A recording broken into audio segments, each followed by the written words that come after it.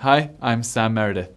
In light of services PMI figures for Russia being released this morning and the latest news concerning a potential energy project deal between Russia and China, we're getting the thoughts of lead regional economist from ERBD, Peter Tabak.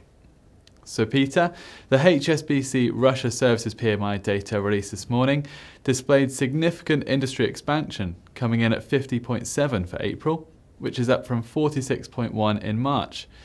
How does this data reflect the overall economic health of Russia at this moment? These indicators are, of course, rather short-term and very volatile indicators, and they also rather reflect some forward-looking sentiments. But still, there is a clear improvement in this PMI index, which may show that there may be some improvement in the Russian services and manufacturing sector, probably from the second half of the year. As a matter of fact, most of the recessionary impact we expected in the first half, probably up to the third quarter of the year. So potentially the improvement in the external conditions are also helping the Russian economy, but it's too early to say how this will go forward.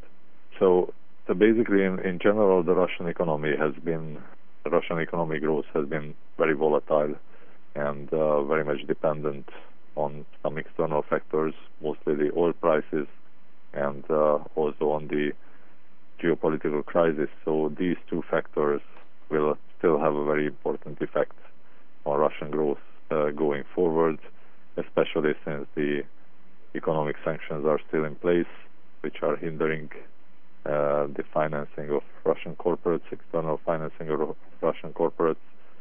So all these factors have to be taken into account when looking forward and projecting growth and other economic indicators for the Russian economy.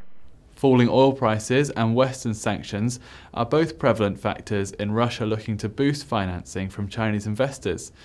Are you expecting the ongoing energy project talks to be successful, and what will this mean for their economy?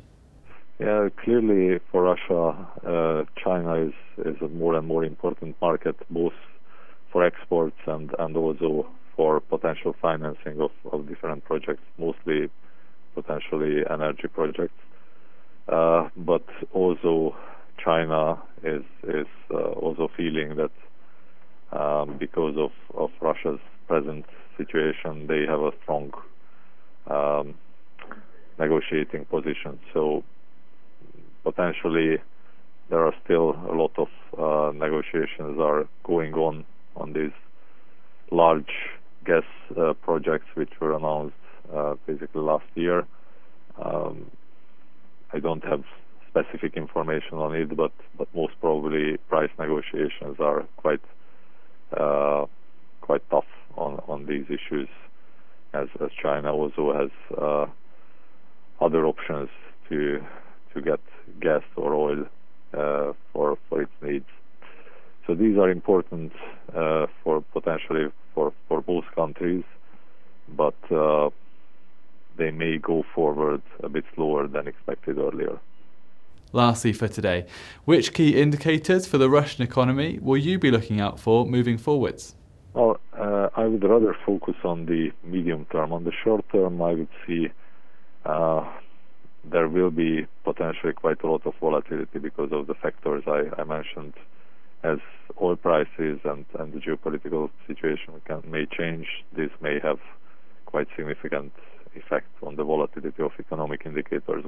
What we are rather looking at is the long-term growth prospects of the Russian economy, and they depend very much on the investment activity of Russian companies. And I think that's the most important to look at, as investment activity was very, very weak in the last 2-3 years, and the Russian economy needs to renew its productive capacities, and investments also showing that the trust of the investors is returning to the Russian economy. So I would rather focus on the investment activities and potentially also the private sector capital flows, which were largely negative last year, and they have subsided in the first quarter of this year. But again, these are also showing the trust and the